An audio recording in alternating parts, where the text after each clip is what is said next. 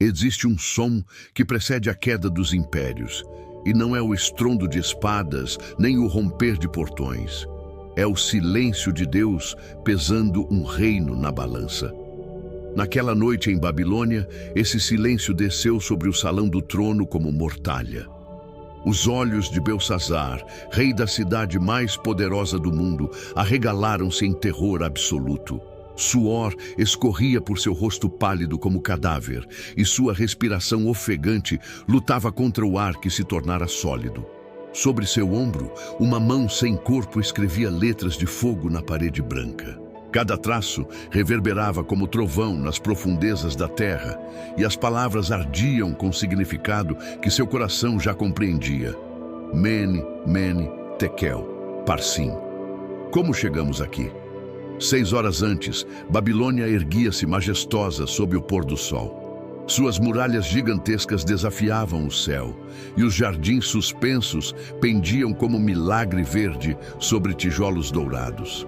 Sinais de cerco marcavam a paisagem, fumaça distante no horizonte, soldados nervosos nas ameias vigiando acampamentos persas que rodeavam a cidade há meses. O império que durava séculos estava sendo estrangulado lentamente, mas dentro do palácio, uma festa furiosa varria qualquer pensamento de prudência.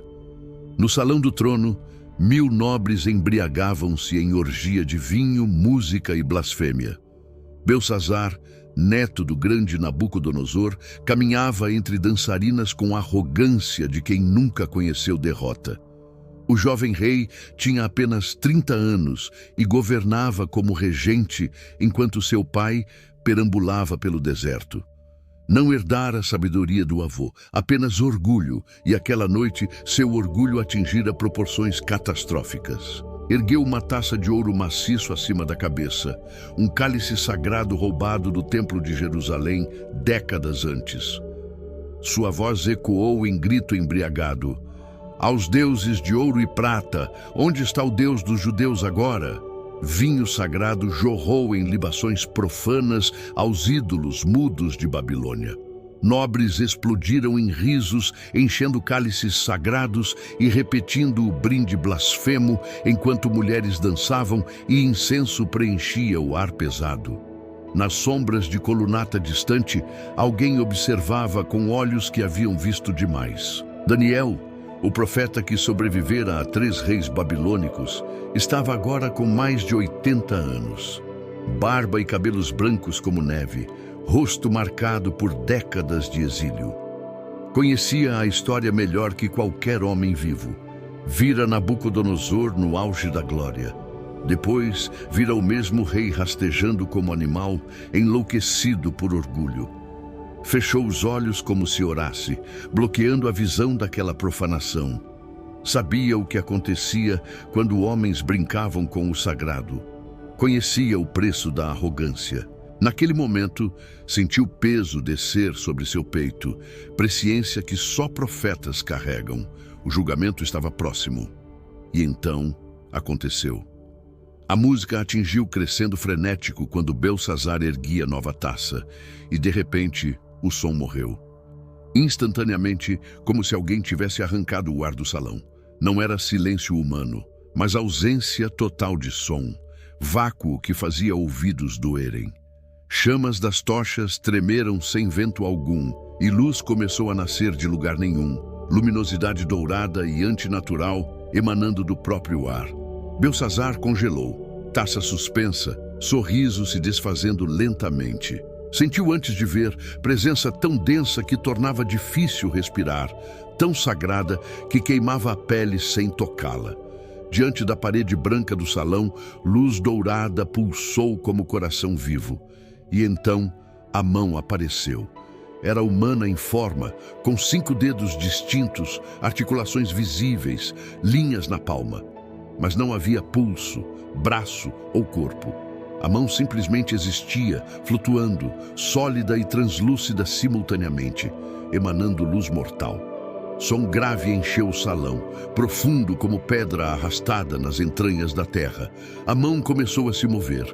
Os dedos tocaram a parede e onde tocavam, fogo nascia. Não fogo que queima, mas fogo que grava e permanece.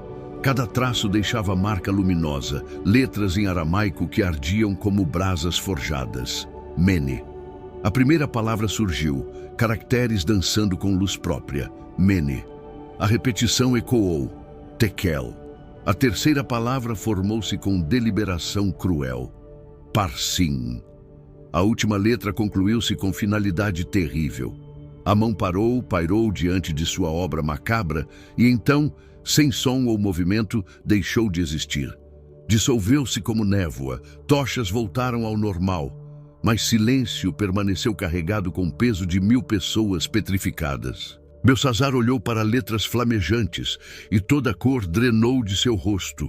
Pele ficou cinza, lábios tremeram, pernas falharam completamente.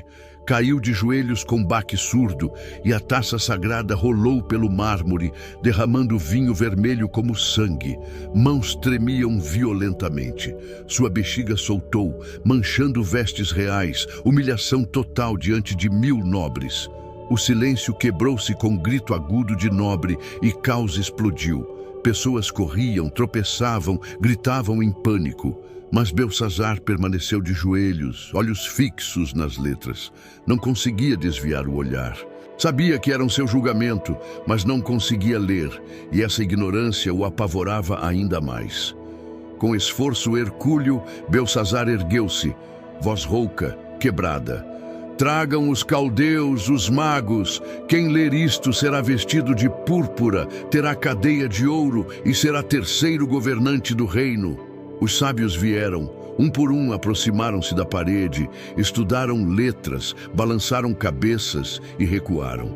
Alguns diziam não conseguir ler, outros, cujos olhos traíam compreensão, alegavam não conseguir interpretar. A verdade pairava no ar, tinham medo. Medo de ler, medo de interpretar, medo de serem mensageiros de notícias fatais. Belsazar ofereceu mais. Prometeu honras maiores, mas silêncio persistiu.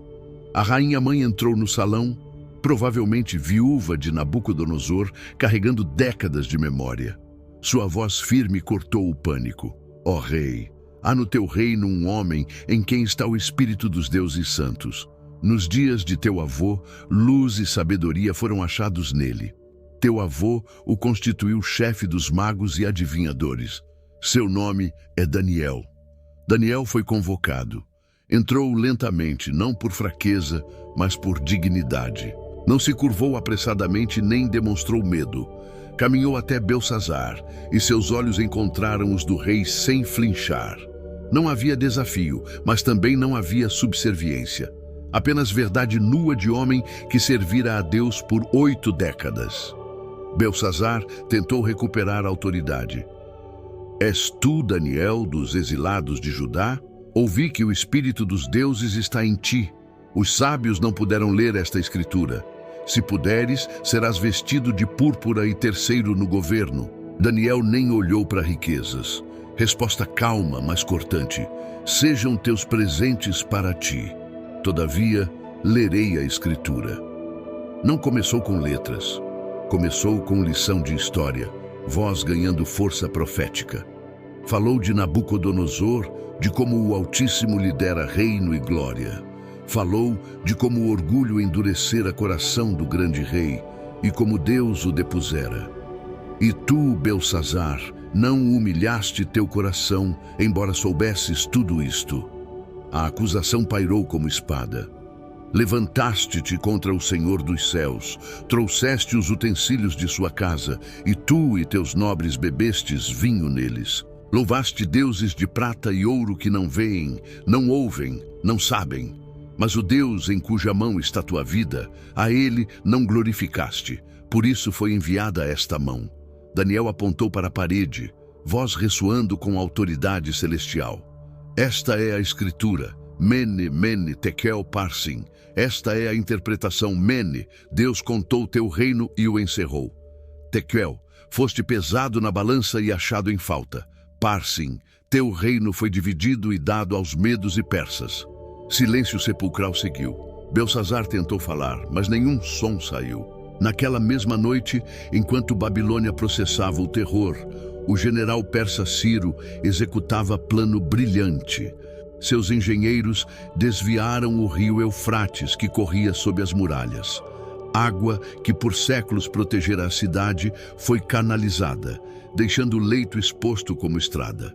Soldados persas entraram silenciosamente por aquele caminho, sob portões nunca projetados para ataques subterrâneos. Invasão foi rápida e brutal. Elite ainda paralisada, soldados estrangeiros corriam pelos corredores. Nobres fugiam gritando, guardas caíam antes de empunhar armas. Belsassar tentou fugir pelos labirintos que conhecia desde a infância, mas destino já estava escrito. Lâmina brilhou à luz de tocha, grito abafado, corpo atingindo mármore, silêncio. Belsassar jazia morto em corredor escuro. Tinha 35 anos. Seu reino durara 3 anos. Daniel observava das sombras, ileso. Uma lágrima rolou por seu rosto. Não alegria, mas tristeza profética de ver história repetir-se. Daniel viveria para servir o Império Persa, tornando-se conselheiro de Ciro e Dário. Mas a lição daquela noite ecoaria através dos séculos até nós. Aprendemos que impérios erguem-se sobre glória, mas caem pelo peso de escolhas. Não são exércitos que derrubam reinos, mas arrogância que abre portões de dentro. Descobrimos que quando profanamos o sagrado, quando escolhemos zombar em vez de temer, quando o orgulho nos convence de que estamos acima de consequências, apenas escrevemos nossa sentença. A pergunta que Deus fez naquela noite ainda ressoa. Você está sendo pesado, o que será encontrado em sua balança? Não são conquistas que nos definem diante do eterno, mas escolhas quando ninguém olha, reverência quando o mundo profana, humildade quando o poder convida à arrogância. A balança ainda pesa, silenciosa, mas implacável, e cada um de nós está sobre ela. Se essa mensagem falou ao seu coração, inscreva-se no canal e compartilhe para que mais vidas sejam alcançadas. Deus te abençoe.